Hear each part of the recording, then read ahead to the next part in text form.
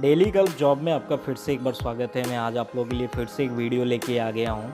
मैं आज आप लोगों को बताना चाहूँगा, बहुत सारे लोगों का कमेंट आ रहा था मेरे पास, जो टेक्नीशियंस हैं या जो मतलब छोटे पोस्ट के लिए आउट ऑफ इंडिया जाते हैं, जो पहली बार जाते हैं या फ्रेशर होते हैं, जिनको पता ही नहीं होता कि हमको जा किस कंपनी में रहे हैं, इंटरव्यू किस कंपनी में दे रहे हैं, हमको तो पैसा बस देना है। 60,000 70,000 रुपये गाँव से भर के चले जाते हैं या किसी कंसल्टेंसी को पैसा दे के चले जाते हैं। तो दोस्तों, मैं बताना चाहूँगा, आप कभी भी आउट ऑफ इंडिया जाते हो या कहीं भी गल्फ़ हो या यूरोप हो या किसी भी कंट्री में आप जाते हो, तो सबसे पहले आपको देखना है कि आप जिस रिक्वायरमेंट एजेंसी से जा रहे हो वो सही तरीके का है कि नहीं, गवर्नमेंट अप्रूवल है कि नहीं। उसके बाद आप उससे काम कराओ। उसके बाद आपको चेक करना है कि आप जिस कंपनी में जा रहे हो वो कंपनी कैसा है, आपको किस वीज़े पे भेज रहा है। तो आपको देखना है कि कहीं वो तो किसी कॉन्ट्रैक्टर कंपनी जो सप्लाई में जो बैठी हुई हैं, बहुत सारी कंपनियां कुवैत, कतर और दुबई के अंदर, तो वहाँ पे तो नहीं भेज रहा है। सबसे ज़्यादा इस टाइम कतर का प्रॉब्लम आ रहा है। जैसे मान के चलिए, सप्लाई कंपनी क्या होती है, मैं एक बार आपको समझा देता हूँ।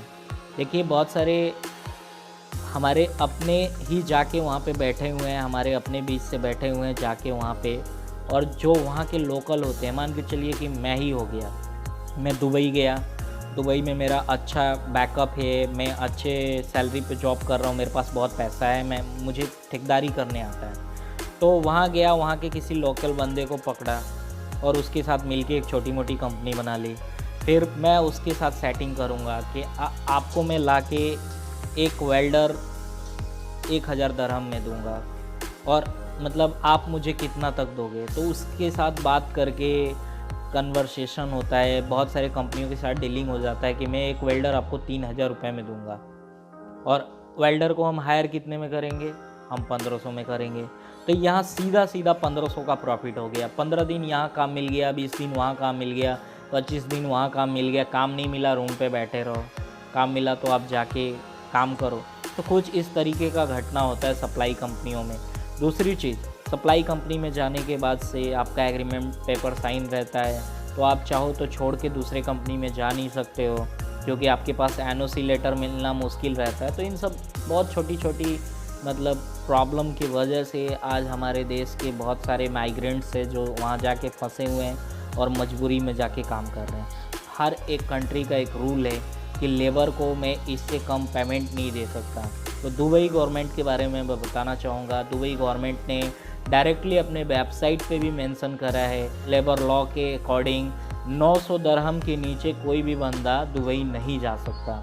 अगर दुबई के लिए आपको कोई रिक्वायरमेंट एजेंसी या कोई कंपनी हायर कर रहा है कि 700 दरहम दूंगा, 300 खाने का दूंगा, फिर आप वहाँ जाते हो, वहाँ जाके फंस जाते हो। तो आपको बिल्कुल नहीं जाना है। आप कोशिश करो कि कम से कम 1,000 दरहम आपको मिले, आप अगर लेबर में जा रहे हैं तो। इसी तरीके से मैं बताना चाहूँगा, टेक्नीशियन के साथ भी धोखा होता है। बड़ी बड़ी रिक्वायरमेंट एजेंसी जो रिक्वायरमेंट लेके आ जाती है, वो छोटे छोटे एजेंटों में बांट देती हैं। उसमें होता क्या है कि एजेंट लाएगा, उसको 10-20 हज़ार रुपये बच जाएंगे, और उसमें क्या है ना, बंदे फंस जाते हैं हमारे।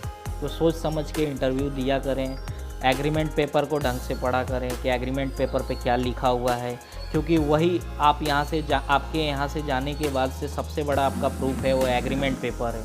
एक चीज़ के ऊपर और जिक्र करने वाले हैं, वहाँ जाने के बाद से आपको कभी कभी ऐसा होता है कि आप मेडिकल अनफिट हो जाते हैं, या कभी ऐसा होता है कि आप टूरिस्ट वीज़ा पे चले गए, विजिट वीज़ा पे चले गए। तो आपको चेक करना है कि आप जो जा रहे हो एम्प्लॉयमेंट वीज़ा दे रहा है कि नहीं दे रहा, वर्किंग वीज़ा दे रहा है कि नहीं दे रहा है।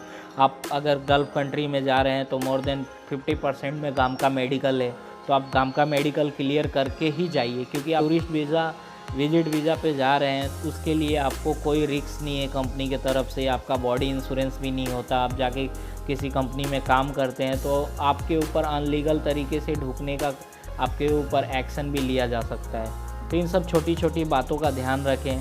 किसी भी रिक्वायरमेंट एजेंसी को पहले पैसा नहीं दें, पहले काम, उसके बाद वीज़ा, वीज़ा के बाद टिकट, टिकट के बाद एग्रीमेंट पेपर, टोटली डिस्क्रिप्शन को पढ़ लें अच्छे तरीके से कि हम किस काम में जा रहे हैं। ऐसा नहीं हो कि आपको यहाँ से फोरमैन में ले जाके वहाँ पे लेबर में डाल दिया। तो ये सब भी आपको देखना है, जाना है। हाँ, अर्जेंट है, आप एज ए फ्रेशर हो, तो आप एग्री हो कि मैं 700 दिरहम में काम करूंगा दुबई में, तो आप जा सकते हैं। बेशक अगर मेरी बात उन लोगों को बुरा लग रही हो, 700 दिरहम में जाना चाहते हैं दुबई में, 500 दिरहम में जा सकते हैं, उनके लिए मेरा वीडियो नहीं है, वो जा सकते हैं आंख बंद करके। और वही रोते हैं जाने के बाद से, बोलते हैं कि मेरा तो पैसा ही नहीं बच रहा, मेरी कोई कमाई नहीं हो रही है, एजेंट ने मुझे फंसा दिया। अरे गलती तो आप करते हो, गलती तो यहीं से करके जाते हो। आप एग्रीमेंट पेपर साइन करते हो, वहाँ पे 500 दिरहम लिखा रहता, आप साइन कर देते हो। आप चेक नहीं करते हो कि सप्लाई में जा रहे हैं या किसी अच्छी कंपनी में जा रहे हैं, किसी कॉन्ट्रैक्टर के पास जा रहे हैं, कहाँ जा रहे हैं, करना क्या है हमें।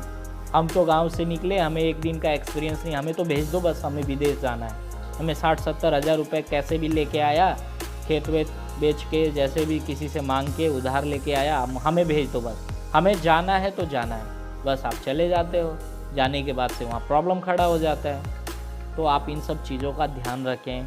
आपको ये पता नहीं होगा कि हर साल आपके बाहर जाने पे जितना पैसा आप नहीं कमाते हो, उसके 20 से 30% जो रिक्वायरमेंट एजेंसी है जो आपको आउट ऑफ इंडिया में भेजती है वो पैसा कमाती है, उनके बीच वो पैसा रह जाता है।